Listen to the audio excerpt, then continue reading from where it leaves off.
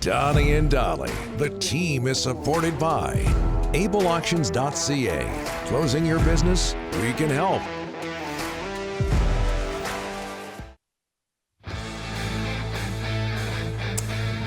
All of our guests today brought to you by our title sponsor, Able Auctions, ableauctions.ca. Subject of the day around the National Hockey League, Arizona Coyotes. They've been in that area since 1996, going way back. Local voters rejecting 3 referendum proposals for the Tempe Entertainment District, the TED. It would have included a new arena for the Coyotes. That's not going to happen. Here to talk about it, interesting story here. Steve Peters worked as a Coyotes video coach for 23 years. He's now an analyst at PHNX Sports, and he's here to talk about the situation with the Coyotes. Steve, thanks for doing this, sir. How are you? Yeah, I'm doing really well. I wish we were sitting here talking about playoff hockey with the Canucks and the Coyotes right now. Yeah, no kidding. Instead of about arenas. You've got that right, Steve, and you can sympathize with us up here, but we have a hockey team that financially is solid, is sticking around. What was your reaction to yesterday's news? You know, I was really surprised. Talking to people around the Tempe City Council and some Tempe voters, I really thought this deal was going to get done. It did make the most sense for Tempe voters. Unfortunately, as happens with elections, sometimes misinformation gets spread and people really believed that this would be a big tax burden. And they thought they were going to have to pay a big tax bill to pay for an arena for someone that has a lot of money. And unfortunately, one, it wasn't true, and two, they just really missed out on an opportunity to really improve their city. It's sad, and now the biggest question here and across the hockey world is what now? Where does this team end up? Yeah, okay, Steve, I'll ask you that. What now? Well, as you said, I've been here since the late 90s. We've been here before. We've been close to moving to Portland in the past, and Wayne Gretzky saved the day back in the early 2000s. This team was also rumored to be going to Winnipeg prior to Atlanta finally making the move. So the Arizona hockey fan is used to this. They've been here before. This one feels different. I'm not sure the knight in white shining armor is standing by to save the day. I will say this, though. It's not over yet. I have a hard time believing that this group of businessmen, and believe me, they're businessmen first. There was plan B. There is plan C. I don't know if they've exhausted all the opportunities here in Arizona, and the rumor mills have started. But this is the closest this team will be to leaving since the days of Steve Ellman and Wayne Gretzky back in the late 90s, early 2000s. This is close. This could really happen this time. Unfortunately for all the fans in Quebec City, I'm just not sure it's headed that way. I think it stays in the Western United States, but we'll see. Steve, back to the vote. What did the no side do? You talked about misinformation. What did the no side do? And I'm hearing that they started a lot earlier than the yes side. But what did the no side do that the yes side didn't? There's a couple things. And the first thing was getting a head start. And I think that got the no vote message out there quicker. As soon as the referendum was announced and all the signatures were completed to get this to a referendum, the no vote started almost immediately. And you saw them with signage in the local community. They had ads. They were much more present in the local community. And people started to hear the no tax breaks for billionaires. And that really stuck and resonated with the Tempe voters. So some of this blame falls on the Coyotes. I mean, they started late. I mean, they were weeks behind, and they also, according to reports, I didn't do the reporting on this, but they spent a lot less. Their campaign was based on boots on the ground. They had staff people knocking on doors. They were making phone calls, as opposed to the no campaign, which was much more vibrant, spent a lot more money. You saw on local television, and the message really was, we're not helping out billionaires. We're not spending tax money on billionaires. And unfortunately, that wasn't the right message. This was privately funded. There were some tax concessions and tax breaks where some of the sales tax revenues went back to paying for the facility and the buildings. But there was no cash outlay by City of Tempe voters. So I think there was a little miscommunication. And the other big problem was the vote turnout.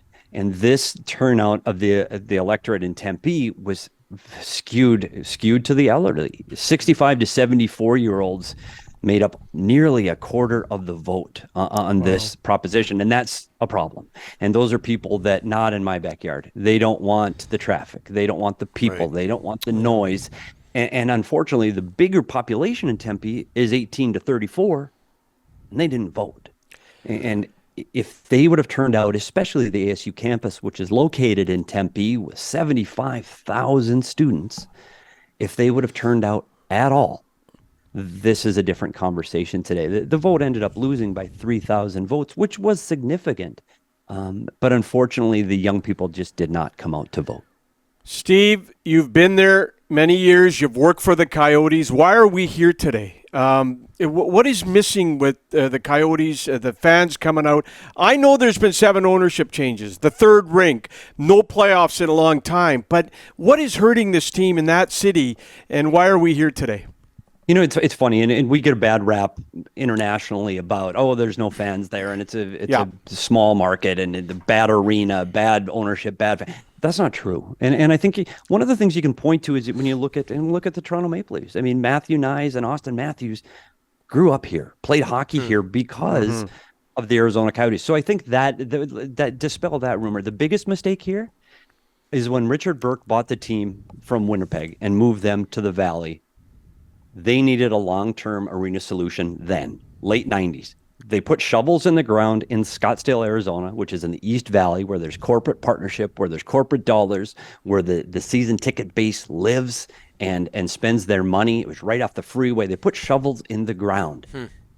Unfortunately, the partner at the time, Steve Ellman, was into real estate. He wasn't into hockey. He wasn't into building a team or a community or building this from the ground up. He wanted a real estate deal. And the city of Glendale offered free land. And it really came down to he felt he could get a better real estate deal if he moved the team to the West Valley. At that point, the owner, Richard Burke, who moved it to build a winner, he said, it's not going to make money. I'm out. And so this really boils down to a bad real estate decision back in the late 90s. And every ownership group thought they could throw more money at it. And eventually they could build a winner and people would come out to Glendale. Just wasn't to be. This arena needed to be where the fan base was located. You've seen it in other markets. You see it in Florida. You see it in Ottawa, where the arena is just not in the right place. You needed it in the right place in a southern market, a non-traditional market. You needed it where the fans and the money was. If this was downtown Scottsdale, Tempe, Mesa, I think we'd be looking at a different outcome right now today in 2023. Unfortunately, it's not the case. A winning team, the right rink at the right place. Do you feel it would have worked? Do you pack the rink, get them in there? And I do. Go back and look at where this team started. And we look at Rick Tocchet, Keith Tkachuk, Jeremy Roenick, Sean Burke. This team was a perennial playoff team with Nicky Habibulin. And unfortunately, they never got over the hump to get into the second round. But this was a perennial playoff team. They filled the building downtown that also housed the Suns. People were coming. I mean, this was an event when they moved to the Valley. When they moved to Glendale, they came for a little bit. But when those lean years came, when they're not making the playoffs every year, but people don't go. And it wasn't an event. And one thing you see in Tempe, and I know it's a small building, and we've heard all the jokes. We get it. It's a college rink. It's smaller than juniors. I get it. But until you've gone to a building and seen Connor McDavid from 13 rows, 13, that's the farthest row from the ice, it is an absolute glorious atmosphere to see NHL players play in that rink. And I know it's not a long-term solution, but you felt the atmosphere that what could happen in Tempe, especially with the winner. And you guys see it all the time. You need to win in Vancouver. You have to win to get the interest of the local community. And I believe Bill Armstrong was starting to build a team that was headed in that direction. I really do believe that with players like Logan Cooley. You've got the Western League now with, Dylan Gunther and Connor Geekie going head to head, and the young players are there. They're starting to stock the cupboards. It's too bad. I hold out hope. I hold out hope because I'm a Coyotes follower, so I hold out hope that they'll find a way and someone will save the day yet again. And the Coyotes made a pretty good deal with the Canucks. Ekman Larson and Garland, but we won't get into that. Steve, how's that working out? You stole the quote, though. We're ignoring That's that. Working out though. Yeah. Hey, you mentioned the Western U.S. Where in the Western U.S. would make the most sense if indeed the Coyotes were to move? Well, there's two cities that are coming a lot. And again, these are all rumored things. And, you know, we've talked that Seattle at one point and Portland at one point. There's two cities that jump out right now. And one is Houston. It's an automatic, it puts you in the central time zone, and a team that's playing in the central division, automatic rivals with the Dallas Stars. They do have the basketball team there. So there is a possibility that they could have a temporary arena until another arena could be built. But the one that's getting a lot of traction right now in social media and from what we're hearing in the rumor mill is Salt Lake City.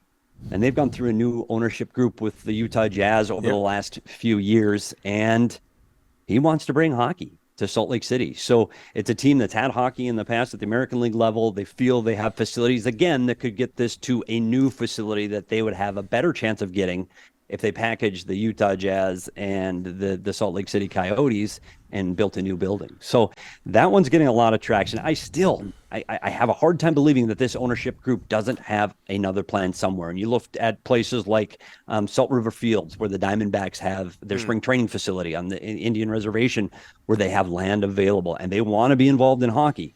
If we talk about the city of Phoenix, they are also in play here. So I don't think it's completely dead yet, but it's dwindling. Steve, a couple more questions here. We're talking with Steve Peters, PHNX Sports. Steve, is this emotional for you? You've been associated with the team for a long time.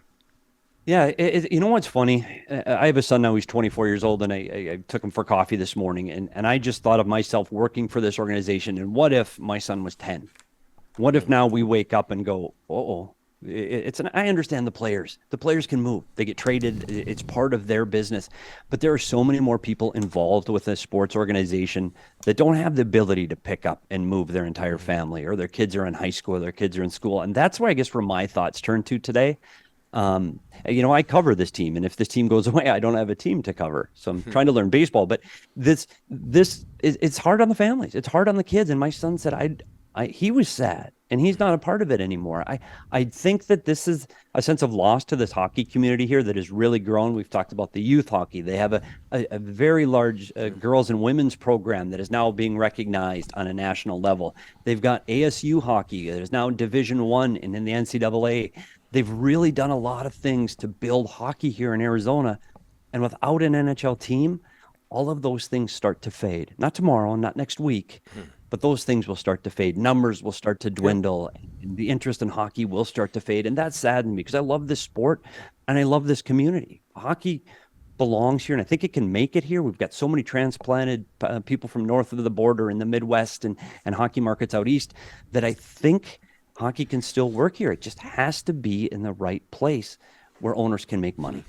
Steve, you worked on a coaching staff with Rick Tocchet in Arizona. Tell us about Tocchet and his time there and what we can expect from him in Vancouver and what he's going through today. You know, you saw a little bit of it with his brief tenure here at the end of the season. Rick Tocchet is a guy, there is no gray. It's black or white. You play the way he wants to play. And I think he wants to win. And one of the frustrations he had in Arizona is he didn't have the bullets to win. He didn't have the players on the ice to win. He didn't have the voice of ownership and management to help get the players that he needed to win.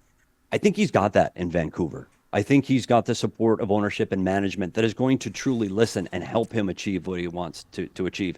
Bottom line, Rick Tocchet's a competitor.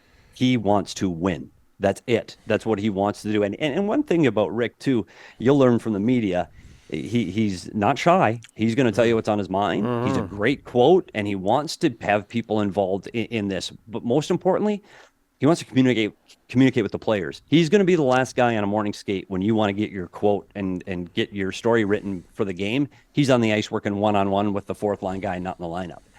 He really builds those relationships. And the other thing I think people don't realize about Rick Tocchet is how good of an X's and O's coach he is.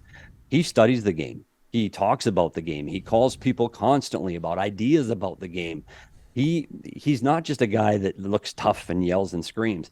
He truly wants to find a better way to compete, a better way to win, and a better way to generate offense and how to defend better. I think you've got the right guy.